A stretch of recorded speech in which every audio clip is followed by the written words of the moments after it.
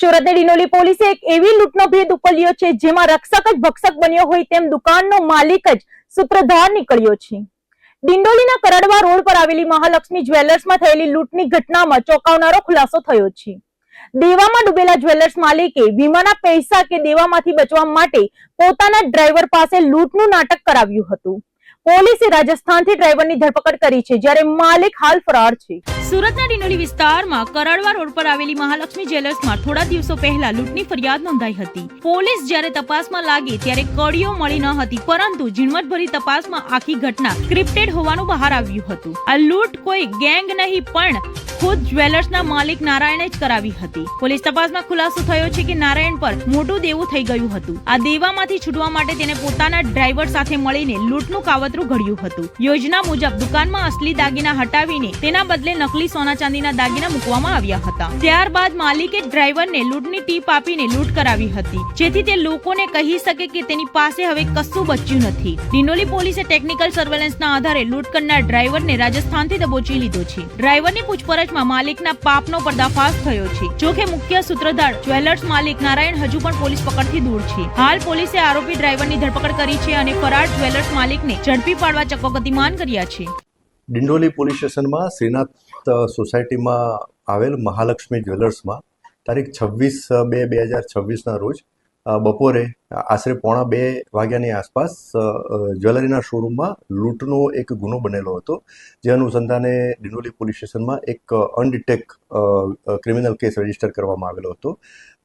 આ જે બનાવની વિગત એવી છે કે આ ગુનાના ફરિયાદી એ મહાલક્ષ્મી જ્વેલર્સમાં સેલ્સમેન તરીકે લગભગ છેલ્લા 2.5 વર્ષથી ત્યાં નોકરી કરતા હતા અને એમના જે માલિક જે છે જેનું નામ છે નારાયણ શંકર પાલીવાલ, એ છેલ્લા 15-20 દિવસથી એમના વતન રાજસ્થાન ખાતે ગયેલા હતા અને બપોરના સમયે આ સેલ્સમેન એટલે કે આ ફરિયાદી શ્રી મહાલક્ષ્મી જ્વેલર્સમાં હાજર હતા। તે દરમિયાન આશરે બપોરના 1:45 વાગ્યાની આસપાસ એક કાળા કલરના કપડાં અને મોઢું કવર કરી એટલે કે માસ્ક પહેરી અને એક ઈસમ આવ્યો અને ત્યાં એક ધારદાર સળિયા જેવું એક હથિયાર બતાવ્યું અને એને ધાક ધમકી આપી અને આ જે મહાલક્ષ્મી જ્વેલર્સના જે ડિસ્પ્લેમાં પડેલા જે ચાંદીની મૂર્તિઓ હતો એ પૈકી ચાંદીની મૂર્તિ 22 અને એની પાછળના ભાગે એટલે આ શોરૂમના પાછળના ભાગે એક લોકર હતું।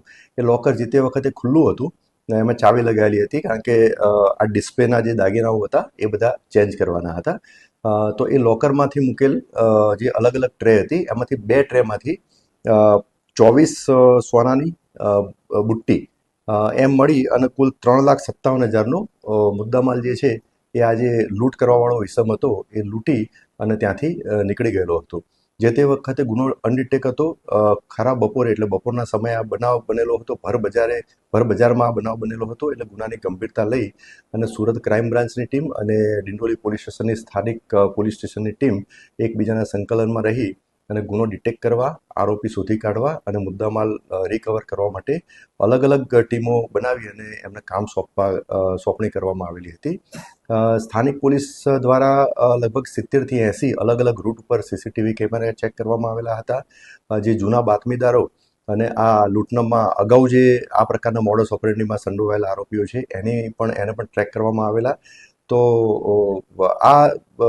આ દરમિયાન ડિંડોલી પોલીસ સ્ટેશનના ડિસ્ટાફમાં ફરજ બજાવતા પોલીસ સબ ઇન્સ્પેક્ટર શ્રી મસાણીને એમના અંગત બાતમીદારથી બાતમી મળેલી હતી કે આ મહાલક્ષ્મી જ્વેલર્સનો માલિક એટલે કે નારાયણ શંકર પાલીવાલ એને ઘણા સમયથી દેવું થઈ ગયેલું હતું અને એ દેવાના કારણે ઘણા બધા લોકો એના પાસે પૈસાની ઉઘરાણી કરવા આવતા હતા, જેથી આ માલિકે જ આખું જે કાવતરું ઘડેલું હતું અને આ કાવતરામાં એના જે ડ્રાઈવર જે આ ગુનાનો જે આરોપી છે કે જેણે લૂંટ કરેલી છે એનું નામ છે જીતેન્દ્ર કુમાર ઉર્ફે કિશોર વગતરામ ડાંગી, એની સાથે મળી અને આખો પ્લાન ઘડેલો હતો।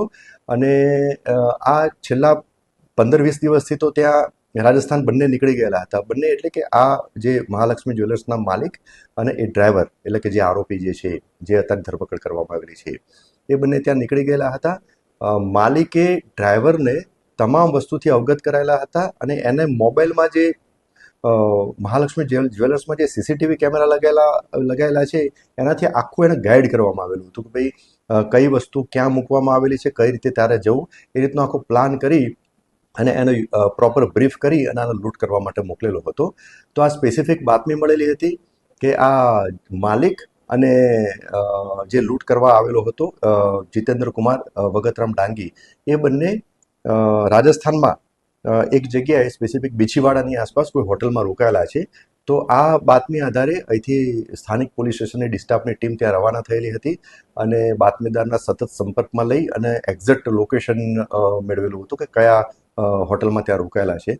ત્યાં હોટલમાંથી હાલમાં જે લૂંટ કરવાવાળો જે આરોપી જે છે જીતેન્દ્ર કુમાર ઉર્ફે કિશોર વગતરામ ડાંગી ત્યાં મળી આવેલ હતો અને તેના વર્ણનના આધારે એને પકડી પાડવામાં આવેલો હતો. એની પ્રાથમિક પૂછપરછ કરવામાં આવેલી હતી તો એને ગુનાની કબૂલાત કરેલી હતી અને એની પાસેથી લૂંટમાં ગયેલો મુદ્દામાલ પણ મળી આવેલો હતો, જેથી સ્થાનિક પોલીસ સ્ટેશનની ટીમ ત્યાંથી લઈ અને ડિંડોલી આવી અને ત્યાંથી એની વિગતવાર પૂછપરછ કરવામાં આવી. વિગતવાર પૂછપરછમાં એણે એવું કબૂલ કર્યું કે એ અને એના માલિક બંને ભેગા મળી અને એકબીજાના મેળાપીપણામાં આ ગુનાને અંજામ આપેલો છે અને ગુનાહિત કાવતરું ઘડેલું છે, જેના ભાગરૂપે જ આ લૂંટનો ગુનો એને કરેલો હતો. જે તે સ્થળેથી થોડા ટાઈમ પહેલાં જ આ બીછીવાડા ખાતેથી એનો માલિક ત્યાંથી ફરાર થઈ ગયેલો હતો. હાલ માલિકની શોધખોળ ચાલુ છે, પરંતુ હાલમાં જે લૂંટ કરવાવાળો ઈસમ એટલે કે જીતેન્દ્ર કુમાર ઉર્ફે કિશોર વગતરામ ડાંગી, એની તપાસ દરમિયાન જે પુરાવા એકત્રિત કરવામાં આવેલ છે એ આધારે એની ધરપકડ કરવામાં આવેલ છે અને આ ગુનામાં જે મુદ્દામાલ લૂંટમાં ગયેલો હતો એની પ્રાથમિક ચકાસણી કરવામાં આવી, તેમજ જે અન્ય પૂછપરછમાં અને અન્ય જે પુરાવાઓ મળી આવેલા એના ઉપરથી એ પણ જણાઈ આવેલ છે કે આ જે લૂંટ કરી અને જે લઈ ગયેલ છે એ જે સોનાની બુટ્ટી જેનો ફરિયાદમાં ઉલ્લેખ હતો એ ખરેખર સોનાની બુટ્ટી નથી, પણ એ ખોટી બુટ્ટી હતી, પણ ફક્ત એને પીળો રંગ ચડાવવામાં આવેલો હતો. એટલે એ પણ એક ખોટા દાગીના હતા. એ પણ તપાસમાં આ વસ્તુ પણ ડિસ્ક્લોઝ થયેલી છે. હાલમાં ગુનાની તપાસ ચાલુ છે. જેટલો પણ મુદ્દામાલ પકડાયેલો